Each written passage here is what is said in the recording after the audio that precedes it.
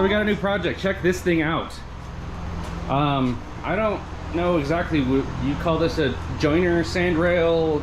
And it's not really UTV. I think it's just a custom sandrail. I guess is where I'd go with it. But... So it's a 2-seater sand buggy, long travel with a nice air passage through the middle.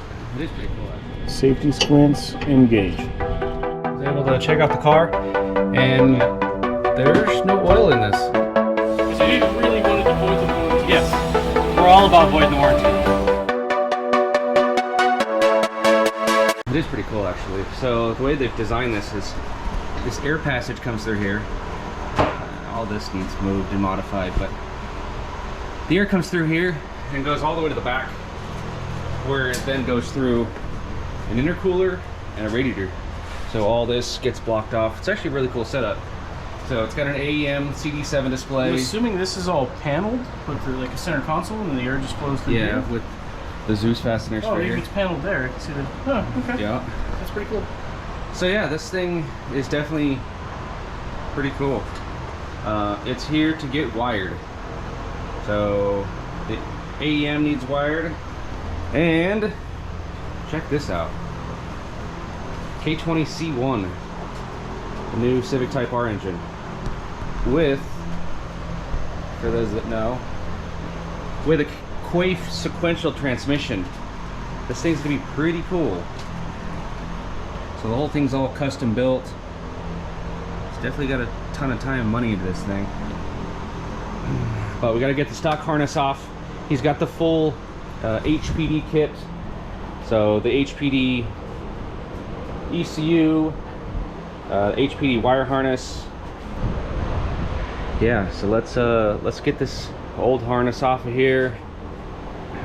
Looks like he's got a painless wiring kit, which shouldn't be too bad. Who makes these fans? These things are big. Spalls. Yeah, Spall fans. So yeah, let's get going on this thing. All right, back to working on the sandrail thing. Made a little bit of progress here. Jesse's already out here working on it. We got the engine harness pulled off of it.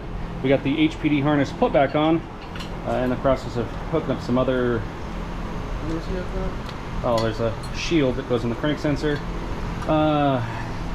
There's a couple of coolant passages that we had to completely block off. And we found these really nice silicone caps for the coolant. I really hate using these cheap rubber Dorman caps for coolant because they're always going to end up leaking eventually. But other than that, got the harness tidied up a little bit. Just got these couple of little brackets installed for the ECU to go up in there. And for the fuse box, the secondary fuse box or engine fuse box, we'll end up mounting up right back in here as well. So yeah, let me mount up some stuff here real quick. We can get you updated on what's going on here. All right, quick update on the sandrail project. It's going. Wiring is just trying to plan everything out, make sure everything's good. Finally got everything figured out with this painless kit. I don't really like how this painless kit's wired, but we're making it work. Also got his battery cutoff switch, got a bracket made. So that's all done, ready to go. We've got all the wiring done for the engine. Everything's set, ready to go there. Got everything hooked up for the fuel level sensor.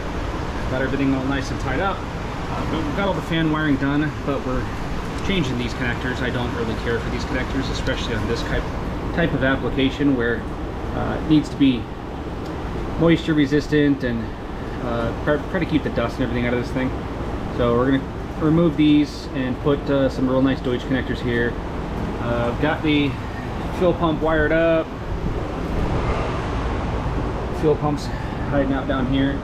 So we got all that wired up, just in the process of trying to sort through wiring, try to figure out what's what here.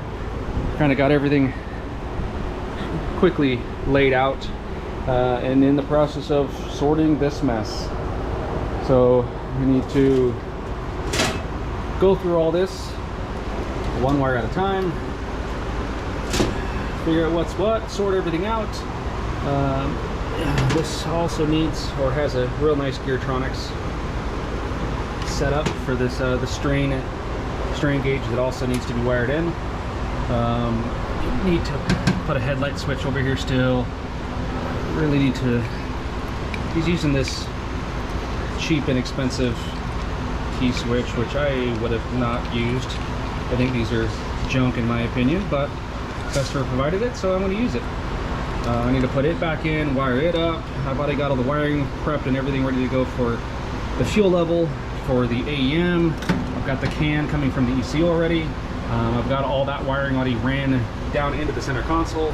It's kind of hard to see, but so ultimately the wiring is going to come down this pole behind the battery, up and over here, and then through this.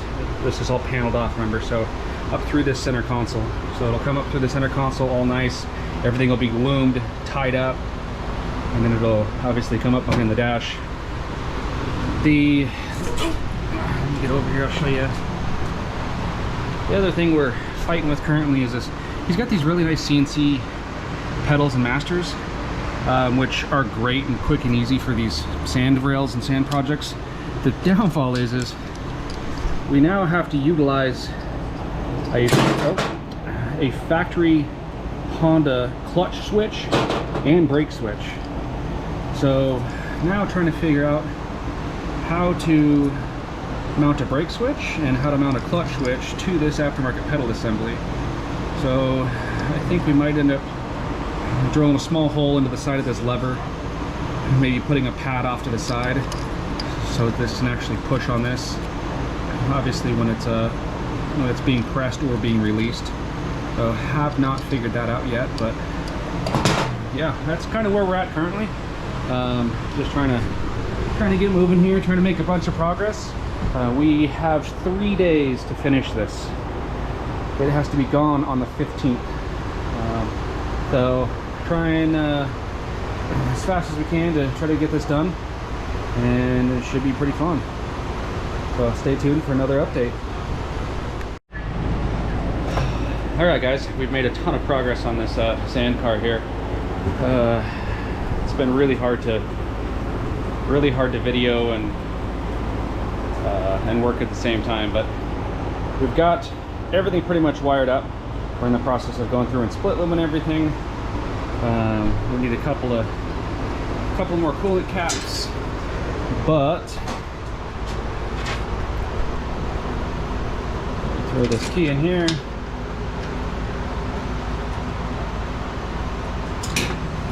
Flip the breaker. All that's hooked up. All of his radios hooked up. Fuel gauge functions correctly. Oh, hold on, we got a neutral safety switch.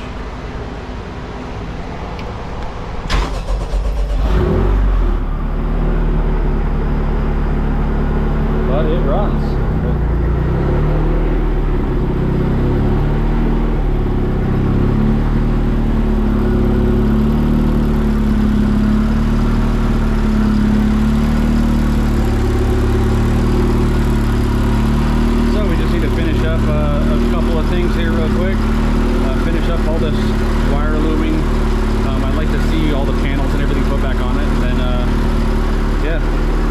As soon as we get all this rest of this wiring hooked up.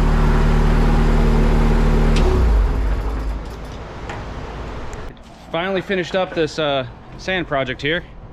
We'll walk you through everything here. Just got done topping off fluids, just tidying up a few things, wiping it down. Customer's on his way to big it up. Got all the wiring all nice and loomed up.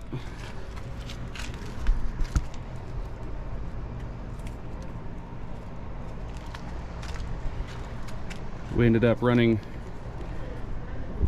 all the wiring in real nice Deutsch connectors. All this is for his taillights. He didn't say anything about turn signals, but I went ahead and wired everything in for turn signals, and then the wiring is actually under the dash already ready to go, just in case he wants to try to make this thing street legal or something. I don't know, but he needs to put some axles in it, needs to get the AEM display all set up.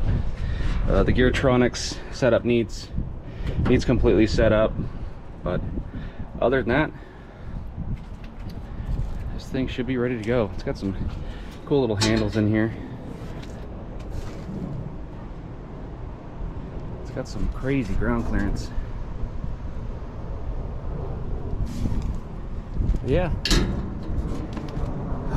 Luckily I had lots of help. Jesse and Devin and I, we all busted butt on this thing to try to get this thing out for this guy. But K20C1 sequential transmission in a sand car. There's all his extras on his boxes and stuff. Got the strain gauge hooked up. He just needs to program everything for the strain gauge. But yeah, we're all set, ready to roll. This thing's got an awesome stance to it. So yeah, that's it for another project. We got a ton more projects coming up, so stay tuned for a bunch more projects. Thanks for watching, guys. It's me visualizing chucking it because it's hot as balls. It's as Jesse says, Southwest. South Mexico out here? It is. Southwest. Yeah.